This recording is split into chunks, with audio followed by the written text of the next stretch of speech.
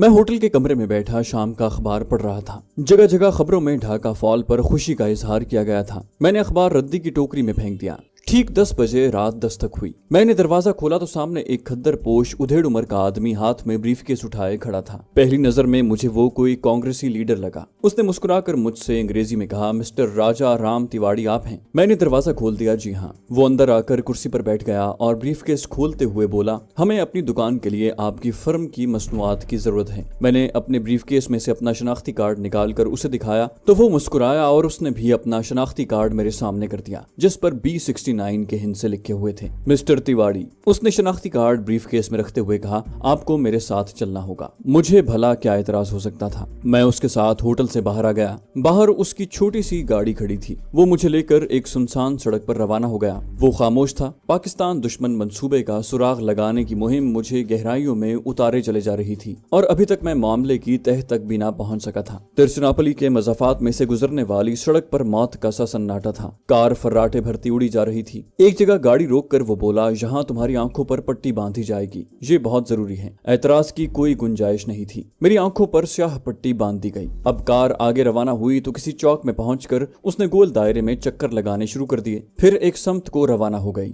ये इसलिए किया गया था कि मैं आसानी से रास्ता तलाश न कर सकूं। अब मुझे कुछ मालूम नहीं था कि कार किस समत जा रही है। फिर मुझे ऐसा लगा जैसे कार किसी सुरंग में दाखिल हो गई है। इंजन की आवाज गूंजने लगी थी। मैं खामोश बैठा रहा। इस सुरंग में कोई 5 मिनट चलने के बाद गाड़ी एक जगह घूम कर रुक गई। फिर वो शख्स मेरा हाथ थाम कर एक जगह सीढ़ियां उतरने लगा। यहाँ एक दरवाजा खुलने और बंद होने की आवाज आई। मेरे साथी ने कहा, अब पट्टी की जरूरत नहीं है। मैंने पट्टी हटाकर देखा कि मेरे गाइड एजेंट ने चेहरे पर एक ऐसा स्याह नकाब पहन रखा था कि उसकी सिर्फ आंखें ही नजर आ रही थी। बाकी सारा चेहरा उस स्याह नकाब में छुप गया था। एक ऐसा ही नकाब उसने मेरे चेहरे पर भी डाल दिया था। हम एक तंग राहदारी में चलने के बाद एक गोल कमरे में पहुंच गए। जहाँ वस्त में एक मेज थी। दीवार के साथ 4 कुर्सियां थीं। एक गोल कुर्सी मेज के पीछे भी थी। मेरा साथी मुझे उस कमरे में छोड़कर चला गया। मैंने कमरे का जायजा लिया। दीवार में छत के करीब एक चौखटा लगा हुआ था। उसमें से ताजा और ठंडी हवा अंदर आ रही थी। माहन दरवाजा खुला और एक भारी भरकम आदमी दाखिल हुआ। उसके हाथ में ब्रीफकेस था। उसने फौजी वर्दी पहन रखी थी, मगर कांधे पर ओहदे का निशान नहीं था। उसका चेहरा भी निकाब में छुपा हुआ था। सर के बाल सफेद हो रहे थे। वो मेज के पीछे वाली गोल कुर्सी पर बैठ गया। ब्रीफकेस खोलकर एक फाइल निकाली और दीवार पर लगी मरकरी लाइट में उसका मुताला करने लगा। फिर मेरी तरफ देखे बगैर अंग्रेजी जबान में बोला, कर्नल नारूमनी, मेरे पास तुम्हारा फुल रिकॉर्ड मौजूद है। मेरी तो जान हवा हो गई। वो बोला, तुम्हें इस अहम तरीन मिशन के लिए खास तौर पर इसलिए चुना गया है कि तुम इंडियन आर्मी में रहकर 4 साल की कमांडो ट्रेनिंग हासिल कर चुके हो। तुम्हें मुक्ति बाहिनी के भेस में ढाका भेजा गया, जहां तुम्हारा रिकॉर्ड बड़ा शानदार रहा। तुमने मशरकी पाकिस्तान में मुसलमान बंगालियों के दिल में मुसलमान पंजाबियों के खिलाफ जिस कामयाबी से नफरत के बीज बोए और तखरीबी तहरीक चलाई, वो भी इस मिशन के लिए तुम्हारे इंतखाब की वजह बनी है। अब तुम्हें इसी किस्म का मगर इससे भी ज्यादा अहम और नाजुक मिशन सौंपा जा रहा है। तुम इस सिलसिले में कलीदी रोल अदा करने वाले हो। तुम जालिंधर के हिंदू होते हुए भी हिंदी और संस्कृत के अलावा उर्दू, फारसी और इस्लामी उलूम में भी महारत रखते हो। ये बात भी तुम्हारे हक में जाती है। तुम्हारा असली नाम सिवाय मेरे और हमारे इंटेलिजेंस बॉस के और किसी को मालूम नहीं, लेकिन हम तुम्हें कर्नल नारूमनी के नाम से ही याद किया करेंगे। तुम इस वक्त जिस जेर जमीन मकाम पर हो, इसे तुम पाकिस्तान पर आखिरी और कारी जर्ब लगाने वाला कारखाना कह सकते हो। यहाँ जौहरी तवानाई हासिल करने के बाद हुकूमत की जेर सरपरस्ती हाइड्रोजन बम पर इब्तिदाई रिसर्च हो रही है। लेकिन इस वक्त जहाँ भारत के लायक तरीन साइंसदानों की निगरानी में हम ऐसी इनकलाब अंगेज गोलियां तैयार करने में कामयाब हो गए हैं जो किसी इंसान को खिला दी जाएं तो उसके ख्यालात उसके दिली अकायद के बिल्कुल उलट हो जाते हैं। इस गोली का असर खुसूसियत के साथ इंसान के तहत शऊर में रहने वाली सियासी नजरियात पर होता है। इस खतरनाक दवा का तजुर्बा हम मशरकी पाकिस्तान में कर चुके हैं। सारी दुनिया को मालूम है कि मशरकी पाकिस्तान में मुसलमान बंगाली लीडर भी नजरिया पाकिस्तान के दुश्मन बन गए थे। ये हमारी इन्हीं गोलियों का असर था, लेकिन हमारे पास इसकी मिकदार बहुत कम है, इसीलिए हमने इन गोलियों को बड़े बड़े लीडरों पर ही इस्तेमाल किया है। हमारे जासूस मगरबी पाकिस्तान में मौजूद हैं। मगरबी पाकिस्तान में जितने लीडर मुसलमान होते हुए भी इस इस्लामी मुमलिकत की मुखालिफत कर रहे हैं और उसे तोड़ना चाहते हैं, उन्हें हमारे जासूस ये गोलियां खिला चुके हैं। इन गोलियों की तैयारी पर कसीर सरमाया और तवील अरसा लगता है। चुनाचे हम ہم اسے کہیں کہیں استعمال کرتے ہیں اور اس وقت ہمارا ٹارگٹ یہ ہے کہ مغربی پاکستان میں وسیع پیمانے پر صوبوں کے درمیان منافرت پھیلائی جائے، خاص طور پر سندھ، صوبہ سرحد اور بلوچستان کے لوگوں کو پاکستان کے خلاف زیادہ سے زیادہ بھڑکایا جائے۔ فوجی ایجنٹ کی باتوں نے میری آنکھیں کھول دیں۔ میں سوچ بھی نہیں سکتا تھا کہ یہ لوگ پاکستان کو ختم کرنے کے لیے اتنی خطرناک ترین اور گھناؤنی سازش میں مصروف ہیں۔ فوجی ایجنٹ سگار سلگا کر کرسی سے اٹھا اور کمرے میں ٹہلنے لگا۔ میں خاموش سر جھکائے بیٹھا تھا۔ وہ اپنی کرسی کے پاس آ کر رک گیا اور میری طرف دیکھ کر بولا، تمہیں ہر قسم کی سہولت دی جائے گی، پوری بریفنگ دی جائے گی، تمہیں پاکستان میں موجود اس بھارتی ایجنٹ کا خفیہ ایڈریس بھی دے دیا جائے گا جس سے تمہاری ملاقات ضروری سمجھی جائے گی۔ میں نے ذرا کھانس کر اپنی زبان کھولی۔ سر، ہم پاکستان کے برسر اقتدار لوگوں کو یہ گولیاں کیوں نہیں کھلا دیتے؟ نقاب پوش فوجی ایجنٹ ایک پل کے لیے مجھے خاموش نظروں سے دیکھتا رہا، پھر بولا، مجھے تم سے اس قسم کے سوال کی توقع نہیں تھی۔ کیا تم اتنا بھی نہیں سمجھ سکتے کہ پاکستان کے کسی اعلیٰ سرکاری افسر کو گولی کھلانے سے کوئی فائدہ نہیں ہوگا، بلکہ ہماری بیش قیمت گولی ضائع ہو جائے گی؟ گولی کھانے کے بعد جب اس کے سیاسی نظریات الٹے ہو جائیں گے اور وہ اپنے ملک کے خلاف باتیں کرنے لگے گا یا کوئی کارروائی کرے گا تو اسے فوراً اس عہدے سے ہٹا کر نظر بند کر دیا جائے گا۔ اس کے برعکس حزب مخالف کے سیاسی لیڈروں پر یہ نسخہ کامیاب رہے گا، کیونکہ جب حزب مخالف کا کوئی لیڈر حکومت یا ملک کے خلاف کوئی بات کرتا ہے تو لوگ اس کی باتوں پر دھیان دیتے ہیں۔ حکومت جب انہیں جیل میں ڈالتی ہے تو لوگ اس کے خلاف رد عمل کا اظہار کرتے ہیں، ملک میں شورشیں ہوتی ہیں، حکومت کے خلاف ایک فضا بننے لگتی ہے اور یہ بات ہمارے حق میں جاتی ہے۔ ہم تمہیں چند گولیاں ساتھ لے جانے کے لیے ضرور دیں گے جو تم پاکستان کے کچھ ایسے سیاسی لیڈروں کو کھلا دو گے جن پر پہلی گولی کا اثر کچھ زائل ہو رہا ہے اور وہ کسی وقت پاکستان کے حق میں بیان دینے لگتے ہیں۔ بہرحال تمہیں ابھی کچھ دیر ترچناپلی میں ہی رکنا پڑے گا، کیونکہ ان کایا پلٹ بیش قیمت گولیوں کی تیسری کھیپ تیار کرنے میں ہمیں وقت لگے گا۔ میں نے اب کوئی سوال نہ کیا۔ مجھ پر اچانک پاکستان کے خلاف ایک ایسے محیر العقول اور سریع الاثر لیکن ناپاک منصوبے کا انکشاف ہوا تھا کہ میں گنگ سا ہو کر رہ گیا تھا۔ فوجی ایجنٹ بیٹھ گیا، اس نے فائل بند کر کے بریف کیس میں رکھی، سگار ایسٹرے میں مسل دیا اور بولا، تم کرشنا ہوٹل میں راجا رام تیواڑی کے نام سے ہی رہو گے، لیکن دن میں کسی وقت مارکیٹ میں جا کر اپنی جعلی پلاسٹک مصنوعات کی فرم کے لیے آرڈر لینے کی بھی کوشش کیا کرو گے تاکہ کسی کو تم پر شک نہ ہو، کیونکہ یہاں CIA کے ایجنٹ بھی ہمارے خلاف کام کر رہے ہیں۔ تمہارے خرچے کے لیے رقم تمہیں کل رات تمہارے کمرے میں پہنچا دی جائے گی۔ اس نے میز پر اپنے دونوں ہاتھ رکھے اور میری طرف دیکھتے ہوئے بولا، کرنل نارومنی، ہم نے اس نئی حیرت انگیز سائنسی ایجاد یعنی کایا پلٹ گولیوں کا نام V2 رکھا ہے۔ جیسا کہ تم جانتے ہو، V2 دوسری جنگ عظیم میں جرمنوں کا وہ راکٹ تھا جس نے لندن شہر کی اینٹ سے اینٹ بجا دی تھی۔ ہم اس ہتھیار کی مدد سے وہی سلوک پاکستان کے ساتھ کرنا چاہتے ہیں۔ میں نے یوں ہی کہہ دیا، سر، کیا اس گولی کا کوئی توڑ بھی ہم نے دریافت کیا ہے یا نہیں؟ وہ پتھر کے بت کی طرح مجھے دیکھنے لگا۔ نقاب کے پیچھے اس کی نسواری آنکھیں لومڑی کی آنکھوں کی طرح چمک رہی تھی۔ کہنے لگا، ہاں، اس کا ایک توڑ بھی ہے، لیکن تمہیں اس توڑ سے کوئی دلچسپی نہیں ہونی چاہیے۔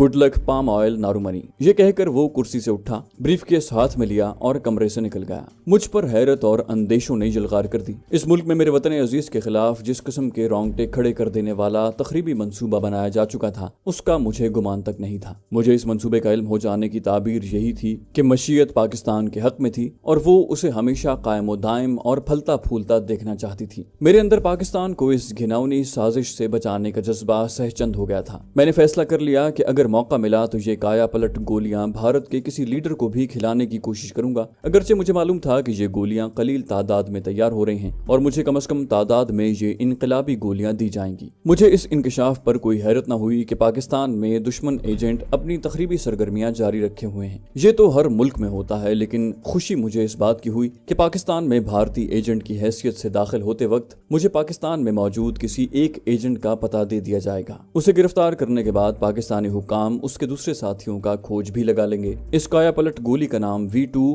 اس بھالو نما انٹیلیجنس آفیسر نے خوب رکھا تھا، لیکن وہ نہیں جانتا تھا کہ میں اس V2 کا رخ اس کے اپنے ملک بھارت کی طرف کرنے کا ارادہ رکھتا ہوں۔ دفتن مجھے اپنے پیچھے قدموں کی چاپ سنائی دی۔ پلٹ کر دیکھا تو میرا نقاب پوش گائیڈ کھڑا تھا۔ مسٹر راجا رام تیواڑی، تمہاری واپسی کا وقت ہو گیا ہے۔ میں خاموشی سے اٹھا اور راہداری میں سے گزرتا اس کمرے میں آ گیا جہاں مجھے نقاب پہنایا گیا تھا۔ جہاں میرا نقاب اتار کر میری آنکھوں پر دوبارہ پٹی باندھ دی گئی اور ہم زیر زمین راہداریوں میں سے گزرتے سرنگ میں اس जगह आ गए जहां मेरे गाइड की कार खड़ी थी। कार रवाना हो गई। कुछ देर बाद कार रुक गई और जब मेरी आंखों से पट्टी उतार दी गई तो मैं उसी सड़क के किनारे मौजूद था जहां पहली बार पट्टी बांधी गई थी। मैंने दरख्तों को देखकर कोई निशानी याद रखने की कोशिश की, मगर रात के अंधेरे में मुझे दिक्कत पेश आ रही थी। फिर सारे नारियल के दरख्त थे और एक ही जैसे थे। सड़क कच्ची और फिर यहाँ मेरी आंखों पर से पट्टी खोलने से पहले कार को 6-7 बार घुमाया गया था। ये अंदाजा नहीं हो रहा था कि मैं सड़क पर किस तरफ से आया था। कार तेजी से मेरे होटल की तरफ उड़ी जा रही थी।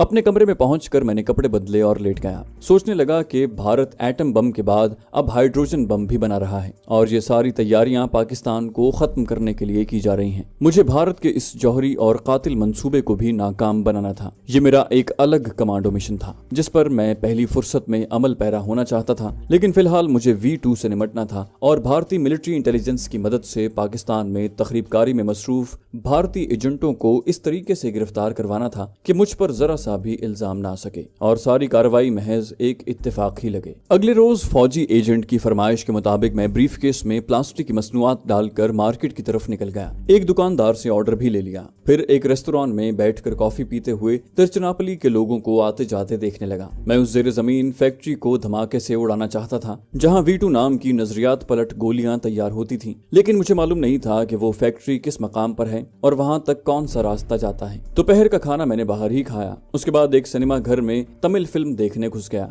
बहुत बोर फिल्म थी, जबान भी समझ में नहीं आ रही थी, लेकिन रक्स बड़े क्लासिकल थे। शाम को होटल वापस आकर थोड़ी देर आराम करने के लिए लेट गया। रात देर तक जागता रहा, इसलिए जल्द ही नींद आ गई। उठा तो रात के 9 बज रहे थे। खाना हस्बे मामूल कमरे में ही मंगवा कर खाया। कॉफी की चुस्कियां ले रहा था कि दरवाजे पर दस्तक हुई। बाहर वही खद्दर पोश गाइड खड़ा मुस्कुरा रहा था। मेरी तरफ लिफाफा बढ़ाकर बोला, आपकी डाक है। लिफाफा देकर वो वापस चला गया। उस लिफाफे में इंडियन करेंसी के 5,000 रुपए थे। कुछ रकम मेरे पास पहले मौजूद थी। मैंने सारे नोट अपने बटवे में रख लिए। 11 बजे रात तक एक अंग्रेजी नॉवल पढ़ता रहा जो मैंने मार्केट से खरीदा था। फिर सो गया। सुबह उठा तो दिन काफी निकल आया था। खिड़की में से धूप अंदर आ रही थी। गुस्ल वगैरह से फारिग होने के बाद मैंने कपड़े बदले और नाश्ता कमरे में ही मंगवा लिया। जब मैं ब्रीफकेस हाथ में लिए होटल से बाहर आया तो 10 बज रहे थे। मैंने टैक्सी ली और तिरुचिरापल्ली के इलाके की एक शानदार मार्केट में पहुंच गया। यहाँ भी चल फिर कर 1-2 दुकानदारों से अपनी नकली फर्म के लिए कुछ ऑर्डर लिए और फिर एक रेस्टोरेंट में बैठकर कॉफी पीने लगा। तिरुचिरापल्ली के रेस्टोरेंट और उनकी फजा मुझे बहुत पसंद आई थी। इन रेस्टोरेंटों में ऊद और अगरबत्तियों की खुशबू हर वक्त रची बसी रहती। यहाँ सफेद संगी मेजों पर केले के पत्ते बिछाकर खाना दिया जाता था। स्पीकर पर धीमी आवाज में तमिल फिल्मों के रिकॉर्ड बजते रहते। दिन के 11:15 बजे मौसम कुछ गर्म हो गया। सड़क पर नारियल और ताड़ के दुबले पतले छरीरे दरख्तों की छतरियां हवा में लहरा रही थीं। फुटपाथ पर पैदल चलते चलते मैं शहर के निस्बतन गैर आबाद इलाके की तरफ निकल गया।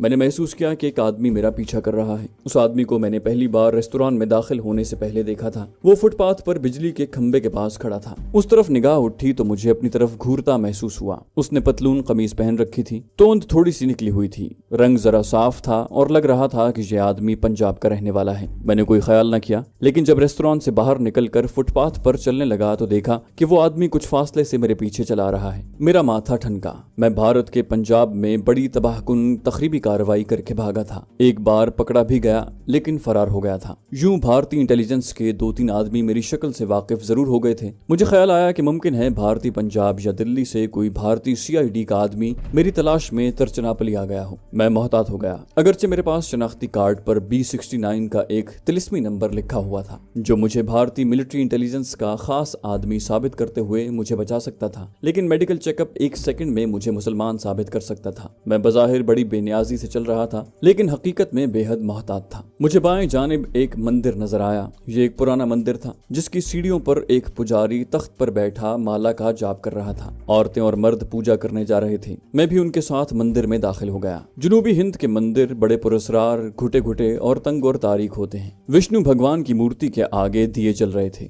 घंटियां बज रही थी। पुजारी वेदों के मंत्र पढ़ रहा था। मैं भी एक जगह दीवार के साथ लगकर खड़ा हो गया। मेरा ख्याल था कि जो आदमी मेरा पीछा कर रहा था वो मंदिर में जरूर आएगा, मगर वो अंदर नहीं आया। मैंने 15 मिनट इंतजार किया। फिर जब बाहर निकलने लगा तो अचानक उसी लड़की पर नजर पड़ी जिसे मैंने पहली बार चिल्ड्रन पार्क में और उसके बाद मार्केट में देखा था और जो मेरी तरफ देखकर मुस्कुराई थी। ये लड़की माथे पर तिलक लगाए, बाल कांधों पर खुले छोड़े, हाथ में पूजा के फूल लिए विष्णु भगवान की पूजा करने मंदिर की सीढ़ियां चढ़ रही थी। उसकी नजर मुझ पर पड़ी तो जरा ठिठक सी गई। फिर खामोशी से मेरे करीब से गुजर कर मूर्ति के कब्रिस्तान के पास खड़ी हो गई और दिए की जोत जगा कर पूजा करने लगी। मैंने इस मौके को गनीमत जाना और जल्दी से वापस आकर मूर्ति के सामने वाली दीवार के साथ लगकर खड़ा हो गया। जब ये लड़की पूजा करने के बाद वापस जाने लगी तो मैं सोचे समझे मंसूबे के तहत दीवार से हटकर उसकी तरफ बढ़ा और ऐसी अदाकारी की जैसे किसी पत्थर से ठोकर खाकर गिरा हूँ। लड़की ने बेचैन सा होकर मेरी तरफ देखा और अपनी जबान में कुछ कहा। मैंने मुस्कुरा कर अंग्रेजी में कहा, मैं तुम्हारी जबान नहीं समझता, शुक्रिया। उसने अंग्रेजी में पूछा कि मुझे चोट तो नहीं आई। यही जुमला मैं उसके मुंह से निकलवाना चाहता था। मैंने निहायत चर्ब जबानी से काम लेते हुए मौसम और तिरुचिरापल्ली शहर की लड़कियों के हुस्न की बातें शुरू कर दी। वो ज़ेरे लब मुस्कुराती रही। सीढ़ियां उतरकर वो एक तरफ दरख्तों के बीच वाली पगडंडी पर चल पड़ी। मैंने अपनी औकाब जैसी नजरों से इर्द गिर्द का जायजा लिया।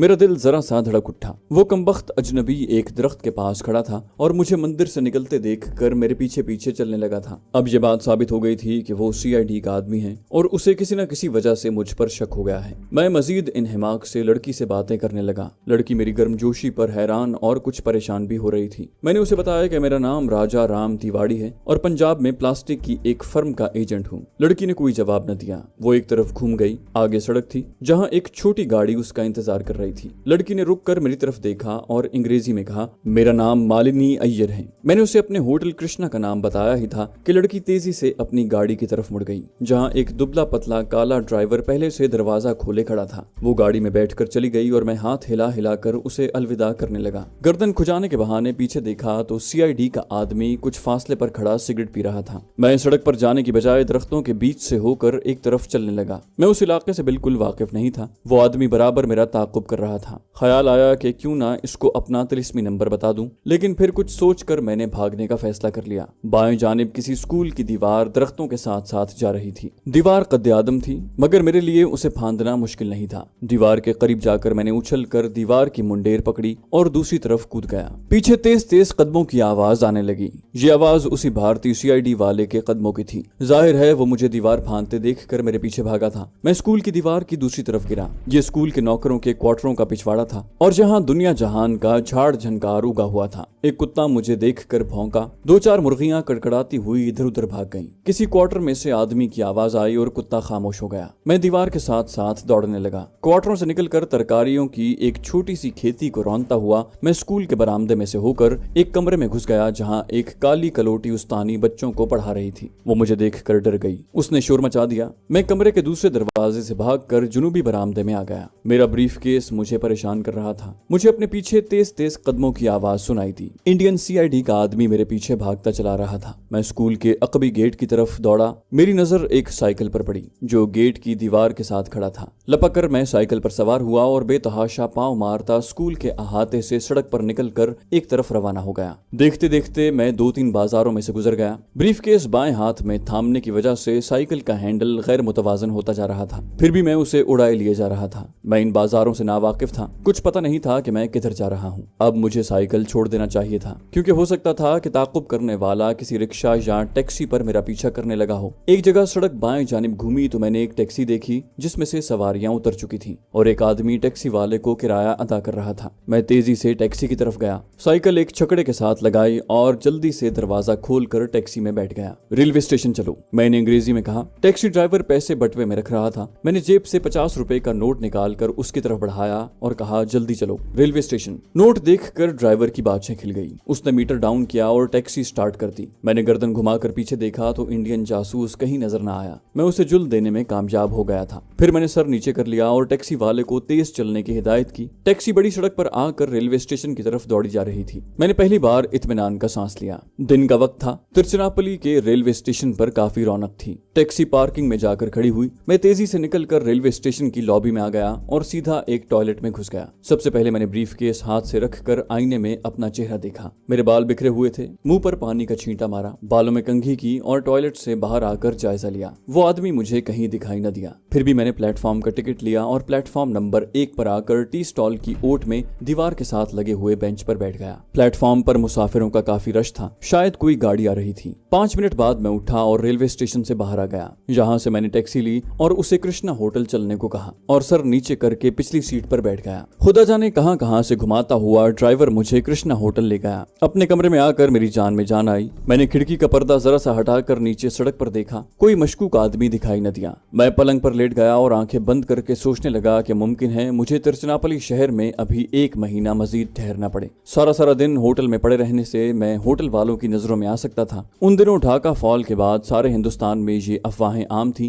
कि मशरकी पाकिस्तान से कई पाकिस्तानी जासूस हिंदुस्तान में दाखिल हो गए हैं। कुछ समझ में नहीं आ रहा था कि मुझे क्या करना चाहिए। मैं उस शहर को छोड़ भी नहीं सकता था। पाम ऑयल नारोमनी मिशन के एजेंट मुझे किसी भी वक्त तलब कर सकते थे। मैंने वक्ती तौर पर इन परेशान कुन ख्यालात को जहन से निकाल दिया और खाना कमरे में भिजवाने के लिए सर्विस वालों को फोन कर दिया और खुद अखबार पढ़ने लगा। 20 मिनट बाद दरवाजे की घंटी बजी तो मैं चौंक पड़ा। उठकर चाबी के सुराख में से बाहर देखा। होटल का बैरा खाने का तश्त लिए खड़ा था। मैंने आहिस्ता से दरवाजे का एक पट खोल दिया। बैरा कमरे में आकर खाना लगाने लगा। यहाँ होटल के मुलाजिमों को यही पता था कि मेरा नाम राजा राम तिवाड़ी है। मैं जालंधर का रहने वाला हूँ और अपनी फर्म के लिए ऑर्डर बुक करवाने तिरुचिरापल्ली आया हूँ। चुनाचे ये सब लोग मुझसे अंग्रेजी या टूटी फूटी हिंदुस्तानी जबान में बातें करते। बैरे ने मुझे बताया कि निस्फ घंटे कबल मेरा फोन आया था। मैं उस वक्त अपने कमरे में नहीं था। मैंने पूछा किसका फोन था। बैरे ने कहा कि कोई औरत बोल रही थी। मैंने इत्मीनान का सांस लिया। यकीनन सांवली सी खुशशक्ल लड़की मालिनी अय्यर का फोन होगा, जिसको मैंने मंदिर से वापस जाते हुए कृष्णा होटल का नाम बताया था।